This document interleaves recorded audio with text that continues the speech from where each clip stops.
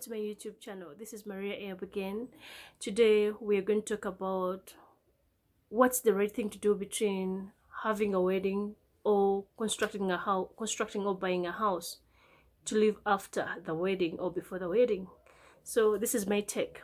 But before that, I'll give you a little story.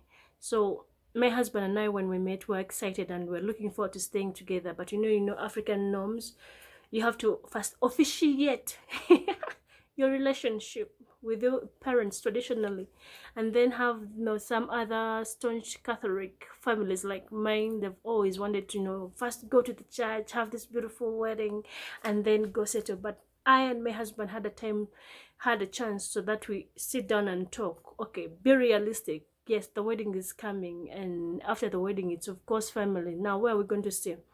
I personally am a person who doesn't want to, who never dreamt and I've always prayed for God to help me never to go into rent. I don't want rent. I've seen people suffer over rent. Like sometimes they go and get stuff, and the month for paying those bills, comes, and the landlord is not happy and is banging on people's door. I've seen this. Thank God I've not been a victim, but I've been seeing people going through, and it's the worst to me. And seeing those people and what I have in my perspective, it's the worst feeling. Because you don't know what can happen. Today you have a job, tomorrow you don't have it. And sometimes the landlords would be patient for a month or two, but they'll never be patient forever. We've seen this happening.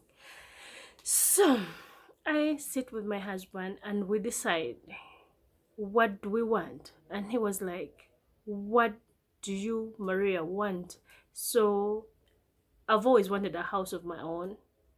And I've always said, before I leave my mother's house or my parents' house, I want to go straight to my house. Thank God we had the property. But again, we didn't have a house on it. So we decided to postpone the wedding and first construct the house. So we contacted an engineer, and then he drafted us a budget. We needed a 2-bedroom house with a kitchen, dining, bathroom, and main our bedroom, and then the guest bedroom. That's all we needed. Actually we called it small project. So unfortunately unfortunately our property is a little bit huge. According to me, it's not that huge, but it's just enough for us, because I'm a person who's always contented and satisfied with the little that I have. So we got a 50 by 100 piece of land. I don't know how to say that into decimals.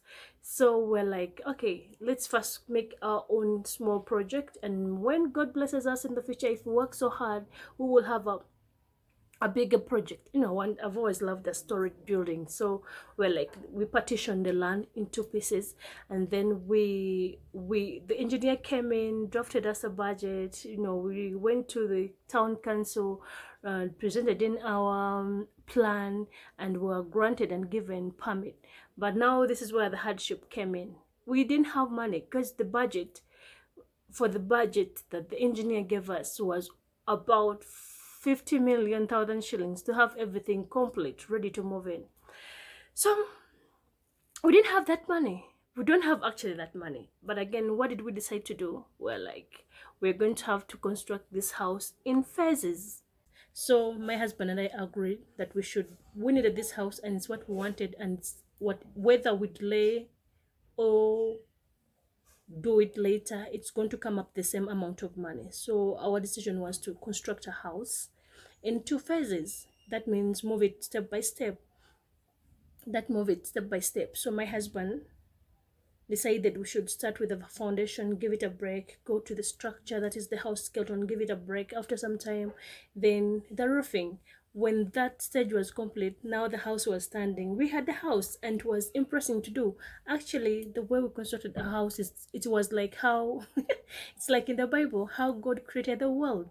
You can't have everything at once. Rome was not built in one day, so it's beautiful to do things step by step. There is less pressure, because you have enough that you've budgeted to do that particular task, and then get sort of satisfaction from it, and then get empowered to add on, so that you can see the progress. It's gradual. So as we speak now, our house right now is ready, almost ready to move in. it's nearly complete. So it's the windows are fixed in, the glasses are in, it's well plastered, the ceiling is fixed in. So it's just a minor stuff which are finished, which are left to do, but those can be dealt with while we live in the house.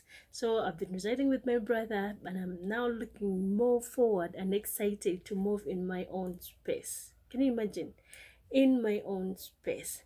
So I'll give you a tour of how the house's current state is. So that was the best decision I decided when I chose to have a house. Now I can wait for the wedding bells because I can hear them ring and the wedding will come. So what do you think? Please hit me in your comment and what do you think about this video. What would you do personally? Would you go for the wedding first, or would you bring in a would you do your your house construction? Write down in the comment, tell me what you think. Don't forget to subscribe and hit the thumbs up. Looking forward to see you soon. Catch you.